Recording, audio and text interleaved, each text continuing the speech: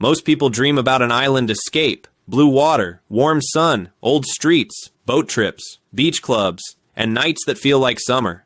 But honestly, Malta is not just another beach destination. It is a tiny Mediterranean country where history, adventure, nightlife, sea caves, hidden beaches, ancient cities, and some of the clearest water in Europe all come together in one trip. And that sounds perfect, but there is one problem. If you visit Malta without a plan, you can stay in the wrong area, waste money on transport, miss the best viewpoints, and spend your whole trip stuck in crowded tourist spots. So before you book that flight, watch this guide, because in the next few minutes, I will show you how to explore Malta smarter, cheaper, and better. We will talk about flights, Malta Airport, airport transport, Booking.com, Airbnb, where to stay, money, Maltese food, beaches, nightlife, hidden gems, Gozo, Comino, and the perfect 3-day plan. Welcome to Malta, one of the most beautiful island countries in the Mediterranean. This is a country of golden stone cities, blue lagoons, old fortresses, sea caves, fishing villages, rooftop bars, and some of the most beautiful sea views in Europe. Malta feels historic during the day, romantic at sunset, and full of energy at night. But before we start the route, let us begin with flights. If you are flying to Malta, do not check only one airline. Compare low-cost airlines like Ryanair, Wizz Air, EasyJet, and other budget airlines, depending on your country and route. Use Google Flights, Skyscanner, or airline websites to compare dates and prices. But here's the important part. Do not look only at the first ticket price. Low-cost airlines can look very cheap at first, but the final price can change quickly. A small backpack may be included, but cabin luggage, checked baggage, seat selection, priority boarding, and airport extras can raise the total cost. So, before booking, check the final price with luggage included. Sometimes, a ticket that looks cheap at first becomes expensive after all the extras. Also, compare flight times. A very cheap late-night arrival can become stressful. Especially if you land tired, public transport feels confusing, and you suddenly need a taxi. For a short Malta trip, the smart move is simple. Travel light, choose a good arrival time, and calculate the full price before paying. Now, let us talk about Malta Airport. Malta's main airport is Malta International Airport. It is not inside Valletta, Sliema, or St. Julian's, so when you land, do not leave the terminal without a transport plan.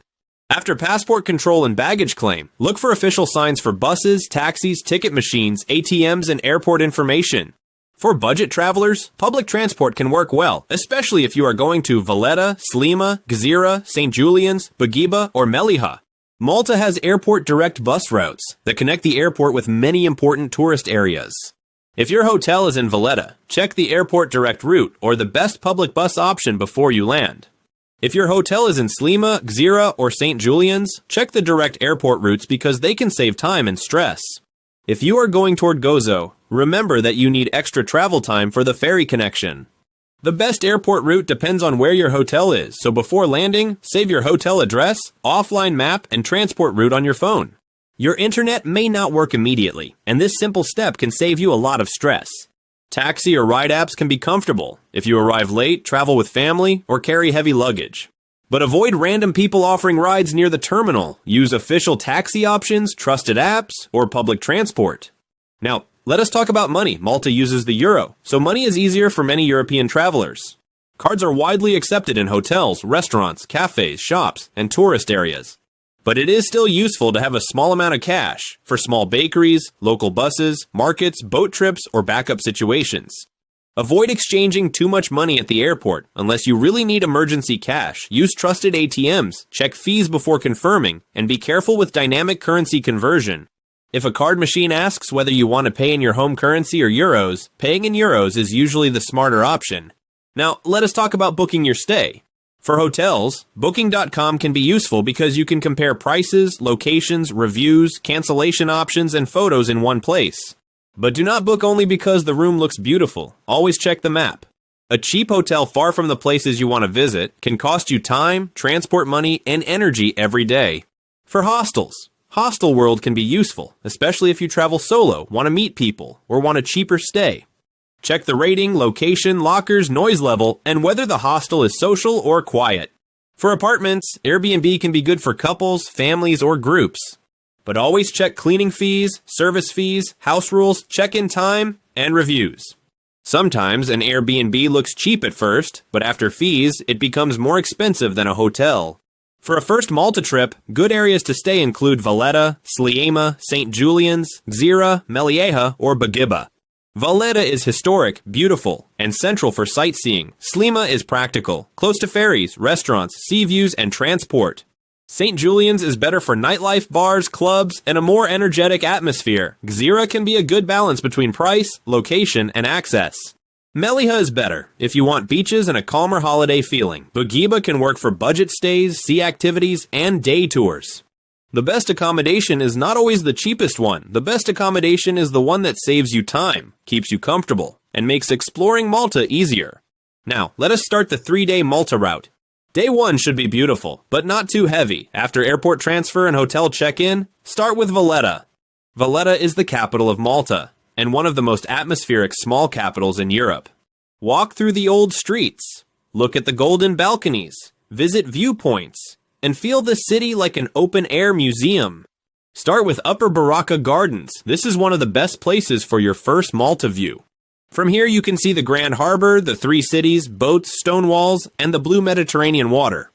Then walk deeper into Valletta, visit St. John's Co-Cathedral, if you enjoy architecture, history, and dramatic interiors. After that, explore Republic Street, small side streets, local cafes, and hidden corners. For lunch or a snack, try something local. Malta is famous for pastése, a flaky pastry filled with ricotta or peas. It is cheap, simple, and one of the easiest Maltese foods to try.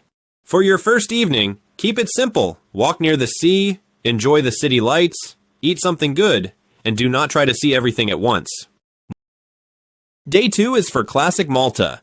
Start with Mdina, also known as the Silent City. Mdina is one of the most beautiful places in Malta. It has narrow streets, old stone walls, quiet corners, and a historic atmosphere that feels completely different from the coast. Go early and if you want calmer streets and better photos. Walk through Mdina Gate, explore the alleys, enjoy the views from the walls, and stop for coffee or dessert if you have time. After Mdina, visit Rabat. Rabat is close to Mdina and gives you a more local feeling, with churches, old streets, small cafes, and historic sites. Later, continue toward the coast. If you want sea views and a relaxed atmosphere, visit the Blue Grotto area. This is one of Malta's most famous coastal views, with cliffs, deep blue water, and boat trip options depending on the weather. If the sea is calm, a boat trip can be a beautiful experience. Use buses when possible. After that, you can visit Marsaxlokk. Marsaxlokk is a traditional fishing village, known for colorful boats, seafood restaurants, and a calmer local mood. The colorful Maltese fishing boats are called lusus, and they make the harbor feel very photogenic. If you visit on Sunday, the fish market can be interesting, but it can also be crowded. Now, let us talk about Maltese food. Malta is not only about beaches and old cities.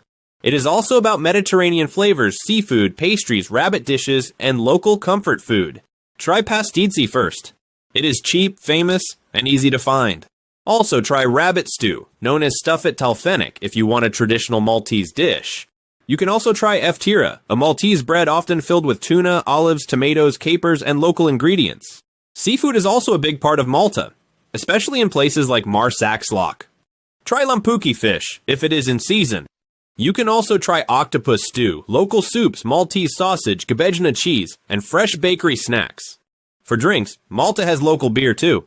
Sisk is one of the most famous Maltese beers, and you will see it in many bars and restaurants. You can also try local wine, if you enjoy wine culture. But if you do not drink alcohol, that is completely fine too. Malta has cafes, juices, desserts, sea views, sunset spots, and beautiful night walks. Day 3 is for the sea, islands, and hidden Malta. This is the day for Comino Blue Lagoon Gozo, or a slower local route, depending on your energy. If you want the most famous water experience, visit Comino and the Blue Lagoon. The water is bright, clear, and beautiful, but it can get very crowded. Go early if possible, check boat schedules, and check the weather before planning your day. Do not expect the Blue Lagoon to feel empty in high season. It is beautiful, but it is also one of the most popular places in Malta. If you want a deeper trip, visit Gozo. Gozo feels calmer and more rural than the main island. You can visit Victoria, also called Rabat, and explore the citadel for views and history. You can also visit coastal spots, small villages, churches, and beaches. Gozo is great if you want a slower island feeling. If you do not want to spend the whole day on ferries and boats, stay on Malta's main island and explore hidden gems. You can visit Popeye Village from the outside for a fun, colorful view. You can also visit Mellieha, Golden Bay, Gajin Tafieha, or quieter coastal viewpoints. Hidden gems in Malta do not always have to be dramatic. Sometimes it is a narrow street in Valletta. Sometimes it is a quiet balcony view. Sometimes it is a small bakery. Sometimes it is a sunset cliff. And sometimes it is just a calm swimming spot away from the biggest crowds. Now, let us talk about Malta nightlife. Malta at night has two different moods. One side is calm and romantic, Valletta lights, sea views, rooftop bars, quiet streets, and warm evening air. The other side is loud, social, and full of energy. Bars, clubs, beach parties, and travelers from all over the world. If you want nightlife, St. Julian's is the main area to know. Paceville is the most famous nightlife district in Malta. It has bars, clubs, loud music, crowds, and a party atmosphere. For a bigger club night, check places around St. Julian's and Paceville. You can research clubs and venues like Havana, Sky Club, Uno Malta, Café del Mar Malta, and beach clubs, depending on the season and event. But do not choose a place only because it is famous. Always check the event, entry price, dress code, reviews, and opening hours before you go. Also, be careful with tourist trap bars near the busiest nightlife streets. If someone is pushing too hard to bring you inside, maybe keep walking. And drink responsibly, especially if you are walking around late at night. Keep your phone, wallet, and passport safe. But remember, you do not need to party hard to enjoy Malta at night. One of the best night experiences is simply walking by the sea, watching the lights, and enjoying the warm Mediterranean air. Now, let us talk about budget. A careful 3-day Malta trip without flights can be done on a budget. If you stay in a hostel, use buses, eat simple food, avoid tourist traps, and choose only a few paid activities. A more comfortable trip will cost more, especially if you choose a central hotel, restaurants, boat trips, taxis, nightlife, and beach clubs. Flights change everything, so calculate them separately. A cheap ticket with only a small backpack can keep the trip affordable. But once you add luggage, seat selection, airport transfers, boat trips, extra meals, and nightlife, the total can rise quickly. So here's the simple Malta formula. Book flights carefully. Check baggage rules. Plan airport transport before landing.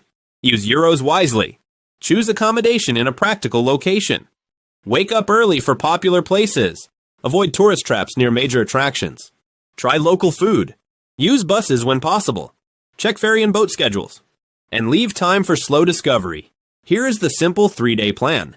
Day 1, Valletta, Upper Barrakka Gardens, Grand Harbour, St. John's Co-Cathedral, old streets, local food, and easy evening. Day 2, Mdina, Rabat, Blue Grotto, Marsaxlokk, Maltese food, seafood, and sunset views. Day 3, Comino Blue Lagoon or Gozo, hidden beaches, local neighborhoods, cafes, viewpoints, nightlife, and slow discovery. Malta is not just a beach destination. It is a country of golden cities, blue water, old harbors, fishing villages, cliffs, buses, ferries, cafes, churches, rooftops, and small moments you did not plan. So do not rush Malta. Travel smart. Save money where it matters. Avoid common mistakes. Eat something local. Swim somewhere beautiful. Try something new. And give yourself time to discover the magic hiding between the famous places. If this guide helped you, subscribe for more honest travel guides, budget tips, hidden gems, food places, and nightlife ideas. And now, I have a question for you. Would you visit Malta for the beaches, the history, the food, the nightlife, the Blue Lagoon, or the island views? Write your answer in the comments, and tell me which country or city we should explore